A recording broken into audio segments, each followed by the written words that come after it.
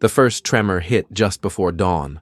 Commander Vael jerked upright in the command bunker, the alarm's wail harmonizing with distant thunder. No, not thunder. Impact. He staggered to the console, red sigils blooming across Sarruk VI's defense grid. Frigate breach. Designation unknown. Entry vector. Non-standard. Outside, the sky lit in silent pulses. Hyperspace distortion. A blind spot, he realized. The storms. Magnetic interference from the upper desert crust had returned early this cycle, flaring stronger than forecast. That anomaly had been flagged, but dismissed. Too rare to exploit, they'd said. "Identify the vessel!" he snapped. A pause. Then, Eidolon, human-made. That name had surfaced in intercepted chatter. He remembered one. Shaky footage, smuggled through blacknet channels, ending with a whisper like a curse. Earth remembers. Redirect all batteries. Full spectrum spread. Do not let it close. It didn't close. It wove through orbit, skimming below defense arrays like it had memorized their rhythm. Laser scatter struck hull plating, peeled it back, but the frigate moved like it knew what was coming. Too smooth, too surgical. Then dock control blinked offline. Internal comms crackled with static.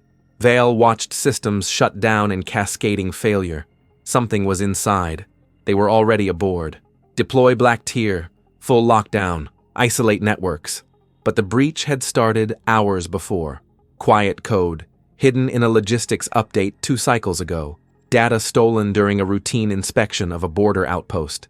Now awakened, it turned the Imperium's own defense grid against itself. External systems, turrets, doors, sensor feeds, seized in seconds. Doors opened, sealed zones failed. Black Tier never made it past their own airlocks. 30 minutes later, a private channel hissed. Screams, pulse fire, silence. They were gone. Vael stared at the ceiling, at the vibration of unseen impacts, the low hum of power cycling through failing conduits. The foundry, his foundry, was dying. With it, the Imperium's fleet heart for this arm of the galaxy. This wasn't a battle. It was retribution. He found a partial log from the Eidolon systems, recovered by a manual tap. A face, young, jaw tight, eyes hollowed by purpose. "For my family lost on Earth," she said. "We remember." That was all. No name, just intent. Vael slumped back in the chair. He remembered the raid. First command. A colony resisting assimilation. He'd signed the order. Buildings turned to glass. Screams gone by morning. They'd called it pacification. Stabilization. He'd been promoted. Now that stability cracked under every impact, a tremor rolled through the bunker. The lights flared. His aide staggered in, face pale under the fluorescence. "Commander, the core. They've targeted the primary containment ring. There."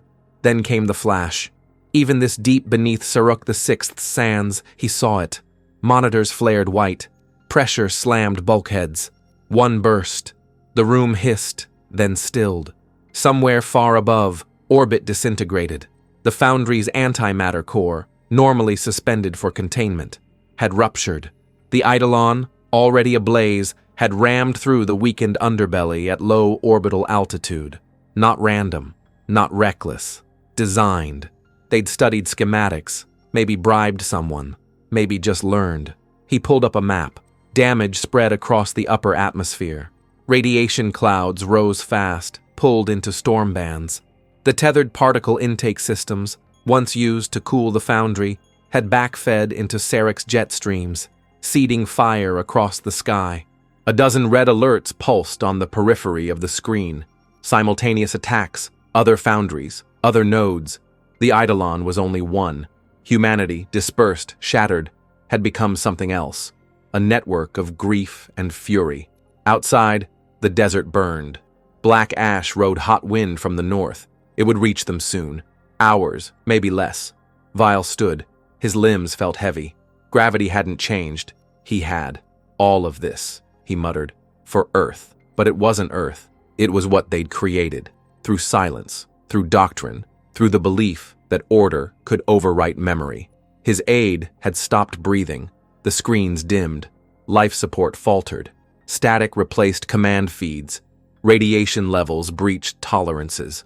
Vael stared at the cracked console. A fragment of the pilot's image still flickered there.